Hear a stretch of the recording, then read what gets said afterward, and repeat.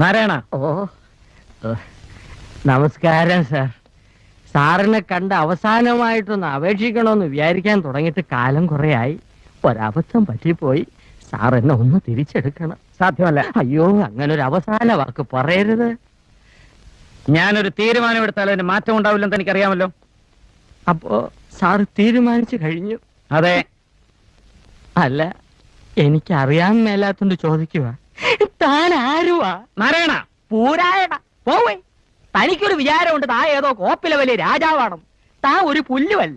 1-2 ദിവസം ലണ്ടനിൽ പോയി ഏതോ ഒരു ഓന്തൻ റിച്ചാർഡ് സാഹിബിന് അരിവെച്ചു കൊടുത്ത് കിട്ടിയ കാശ് കൊണ്ട് ഒരു പഴയ കൊട്ടാരം വാങ്ങി അവിടെ ഒരു ആശുപത്രിയും തുടങ്ങി അവിടെ പ്രാന്തന്മാരെ പട്ടാളത്തിട്ട പഠിപ്പിക്കുന്ന ഒരു വിവരം കെട്ട പന്ന റാസ്കലല്ലേ താൻ. തന്നെ ഞാൻ 10 പറയണമെന്ന് വിചാരിക്കാൻ തുടങ്ങിയിട്ട് കാലം കുറെയായി. താനൊക്കെ മറ്റേ ചിട്ടയുടെ ആളല്ലേ, മിലിറ്ററി. പക്ഷേ ഞങ്ങൾ ജോലിക്കാരെ ചിട്ട പഠിപ്പിക്കുന്നതിന് മുമ്പ് താൻ തന്റെ മോളെ നിലയ്ക്ക് നിർത്തണം.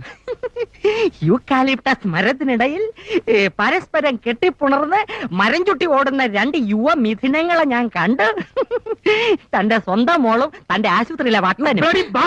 അനാവശ്യം പറയരുത്. അവരുടെ ആവശ്യം തനിക്ക് അനാവശ്യമായിരിക്കും. ഞാൻ കണ്ടതേ പറഞ്ഞുള്ളൂ. തന്നോട് മാത്രമല്ല, ഈ നാട്ടിലുള്ള എല്ലാവരോടും ഞാൻ പറയുകയും ചെയ്യും. ഇനി ഒരു മൈക്കും ഒരു സൈക്കിളും എടുത്തോണ്ട് ഞാൻ ഇറങ്ങാൻ പോവാ.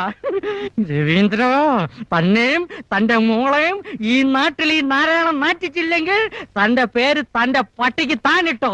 അറിയോ?